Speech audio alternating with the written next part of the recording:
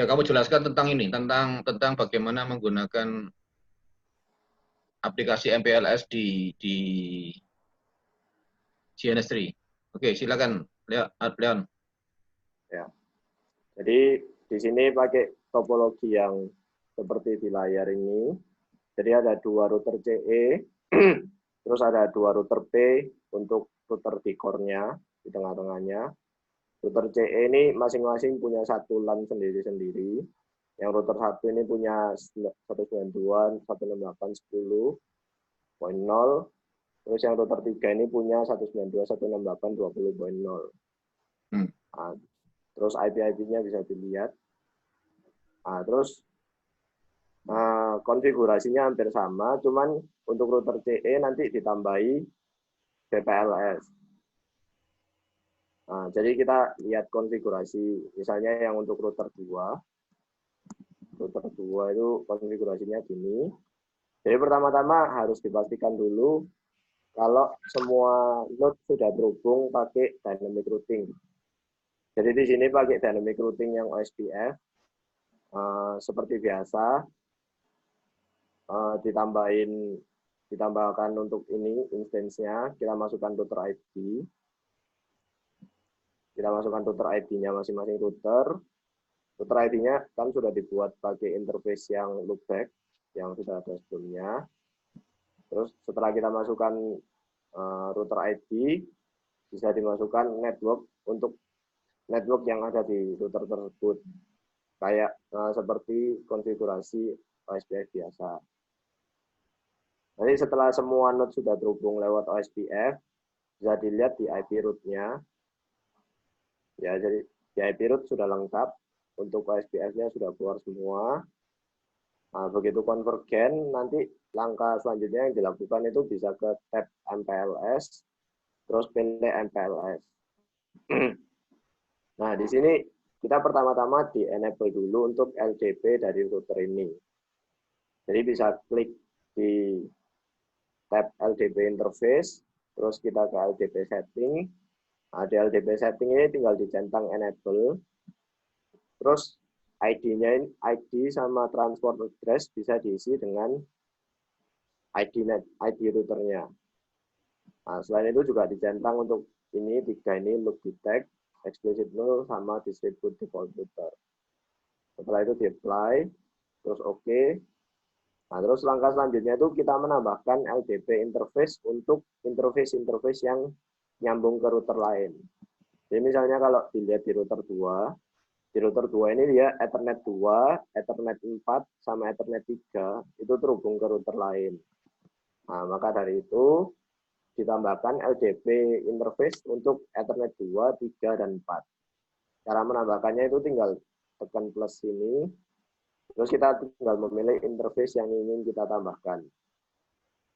Interface yang ingin kita tambahkan. Nah, karena tadi yang berhubung ke router adalah 234, jadi kita tambahkan ke 234. Ya. Pengaturannya ini juga dilakukan untuk router 3, router 4, yang termasuk router core juga. Jadi kalau kita lihat pengaturan di router 4,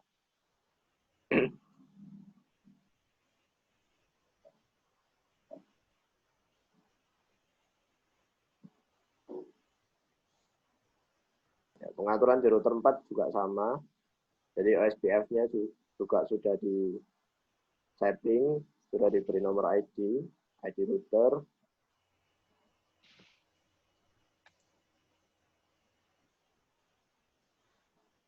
MPLS-nya juga sudah diaktifkan. Ini juga sama, jadi interface yang mengarah ke router lain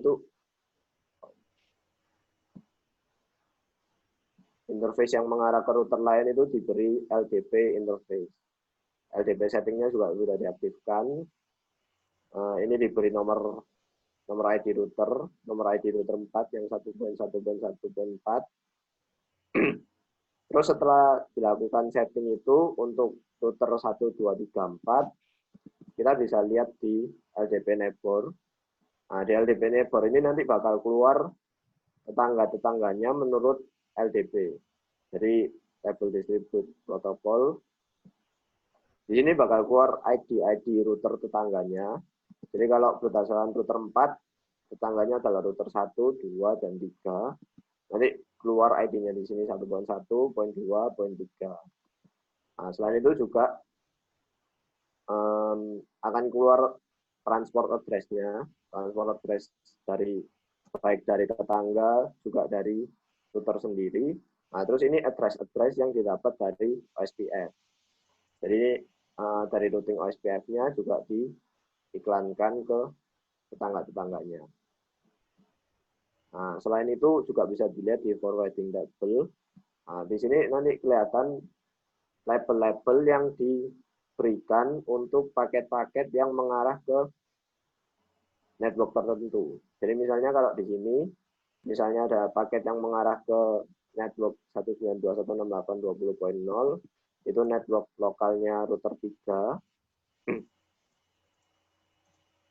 Nah, kalau misalnya ada paket yang mengarah ke sana, nanti bakal diberi label nomor 17. Ya, yang lainnya juga sama. Nah, jadi itu pengaturan untuk router P. Kalau misalnya router CE itu adalah router yang ke local network. Jadi misalnya di sini router 3. Jadi router 3 itu kan punya local network di Ethernet 2. Ethernet 2-nya itu terhubung ke local network. Berarti di router 3 kita harus menambah ini untuk fitur VPLS-nya. Jadi di sini dibuat VPLS.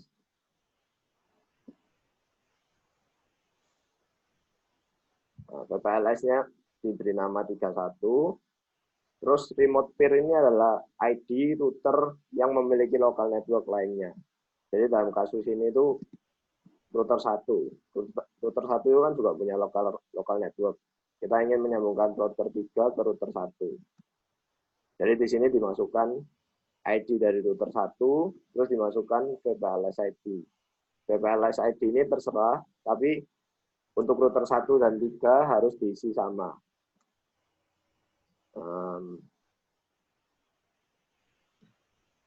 Nah, setelah itu di-apply, terus interface-nya sudah terbentuk.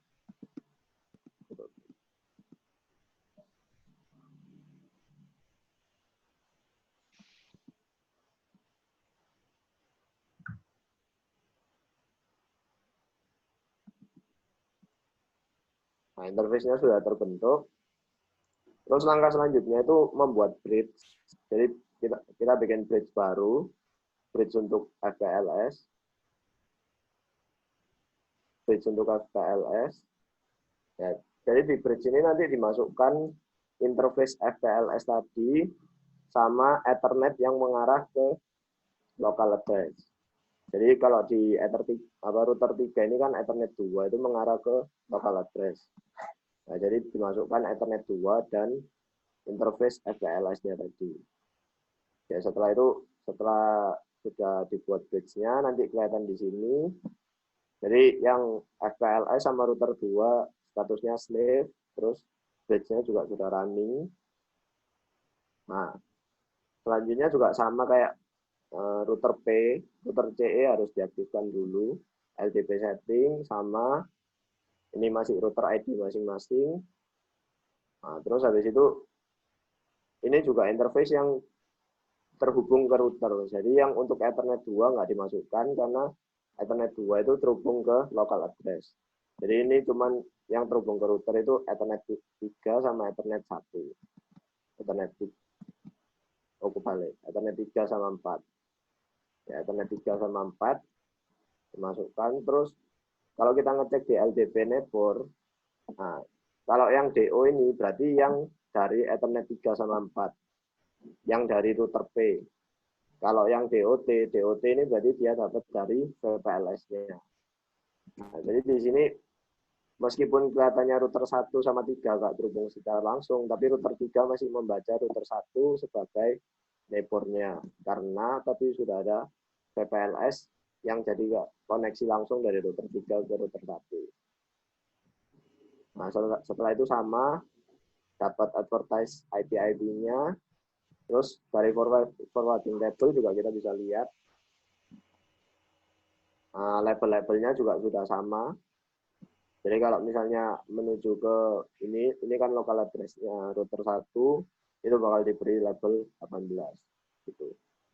Nah, jadi kita bisa ngecek juga di traceroute.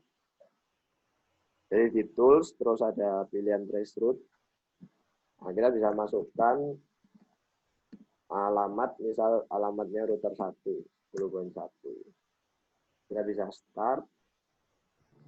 Nah, ini dia sudah pakai label dari MPLS 25. Ya, ini sudah pakai label. Jadi seperti itu, Pak, penjelasannya.